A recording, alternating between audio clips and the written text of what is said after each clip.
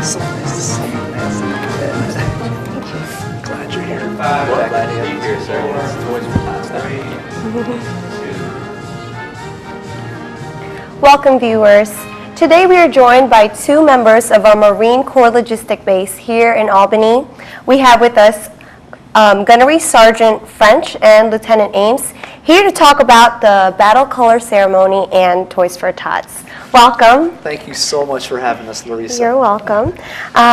So what is the Battle Color Ceremony? I understand that there is something called the Silent Drill Platoon, and it was first performed around 1948 at the Sunset Parades. Can you tell us a little bit more about that? Certainly. The Silent Drill Platoon is probably one of the most memorable figures or memorable things that the Marine Corps does for the public. And this 24-man platoon all have about 6 foot tall guys who operate with precision movements. They do everything without any words, no verbal commands. And so all their drill movements are based on either the slap of their weapons or the tap of their feet, and so it's it's a very compelling sound. You hear the boom, boom, boom, and their weapons, they're M1 Garand rifles. Their weapons, they're active weapons, and they have bayonets fixed on the end of those weapons.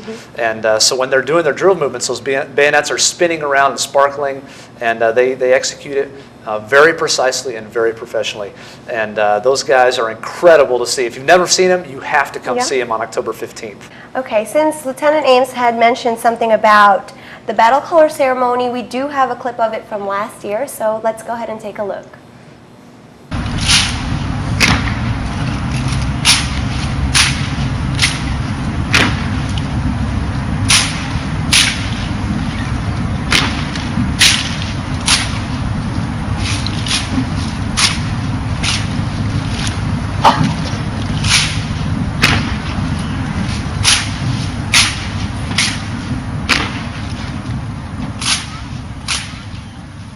And one of the great things about this event, if you come to see the ceremony, is that it will also serve as the kickoff for the Toys for Tots for this year for Southwest Georgia. That's right. And we also have with us today Gunnery Sergeant French, who is the coordinator for Toys for Tots. And could you tell us a little bit more about Toys for Tots and how it started and how did the Marine Corps get involved with it? Yes, ma'am. Thanks for having us here today. We really appreciate it. And we're going to use the Battle Color Ceremony to kick off our local Toys for Tots campaign. This is the 62nd year that the Marine Corps Reserve has conducted Toys for Tots. Originally started back in 1947 out in Los Angeles. Major Hendricks at the time, who was a Marine Corps reservist with a unit there in LA, him and his wife got together and thought it would be a good idea to try to give gifts to the less fortunate kids in the community there. So she began making homemade Raggedy Ann dolls. And Major Hendricks used Marines in his unit to distribute these toys to the kids in the neighborhood. Well, the Commandant of the Marine Corps at the time found out about it and thought that that was really a very good idea.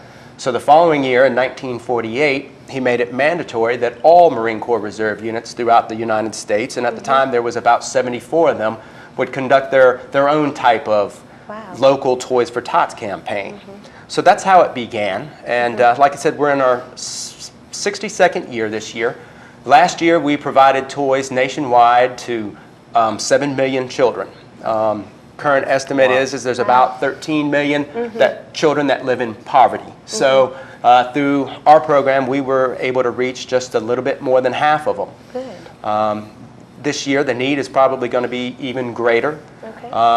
So we've got quite the demand to live up to there. But last year, the entire Southwest Georgia community just poured in support. I was overwhelmed by the contributions that private citizens made.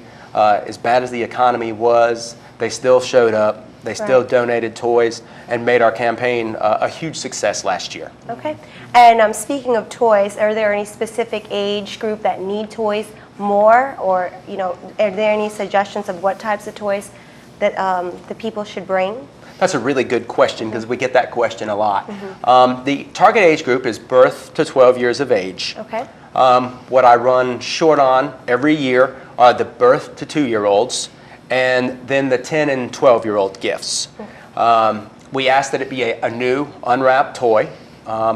They're unwrapped for us being able to, for the purposes of us being able to sort through what's a girl's toy, what's a boy's toy, and the appropriate age, of course. But I have trouble with those 2 age groups every year.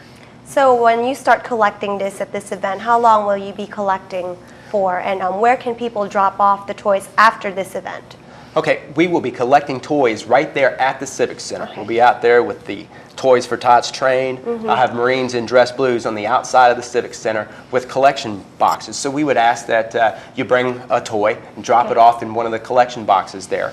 And then throughout the rest of the holiday season, you'll see our boxes at Toys R Us, at Walmart, Target, Kmart, all the Dollar General stores.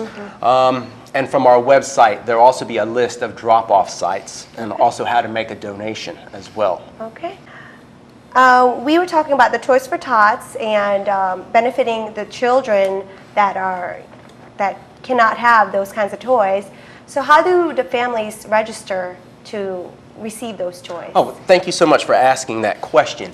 We run an open registration period at the Salvation Army downtown here in Albany on West 2nd Avenue. It's the last week in October and the first week of November, Monday through Friday of both weeks from 9 a.m. until noon. Okay. So you will need to bring your lease, copy of any pay stubs, copies of your bills, as well as birth certificates for your kids that you want to register. But we've got that whole 2-week period of time. We are more than happy to get as many families signed up as what we can. There's no limit on how many children or anything like that? It's No, just, ma'am. Okay. No, ma'am. No Oh, limit. good. As long as they're your own or you have guardianship of them, Good. whether it's one or a lot more. We're going to handle the whole family. All right. And I wanted to get back into, the event. Are kids, are there going to be something for kids? Because, the parents might worry, oh, I can't bring my kids to this event. So what do you have for them? That's a great question too, and we will have great things for kids. First of all, before the event even starts, the base is going to bring out military vehicles to stage out there outside the Civic Center. And so my son loves this. He's 4 years old. I put him up inside the Humvee or up inside the large, we call them 7-ton vehicles, the large vehicles. And so there'll be all kinds of vehicles out there for the kids to climb on and explore, and Marines out there to tell the parents what they're used for. A lot of people don't realize how critical this base is for the Marine Corps.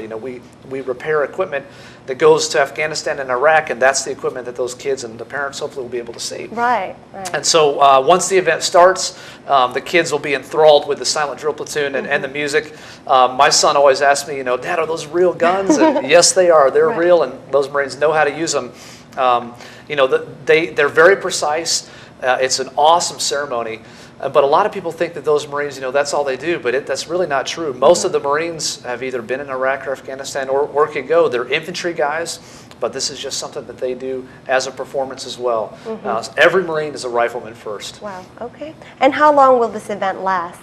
The event actually starts at 7 p.m. and it'll probably go about an hour and a half, depending on how long it takes to get through the progression of the silent drill platoon and the drum and bugle corps, and then the presentation of colors, which will be where the American flag and our battle colors are brought out onto the floor of the Civic Center. But by about an hour and a half, the event will be wrapping up.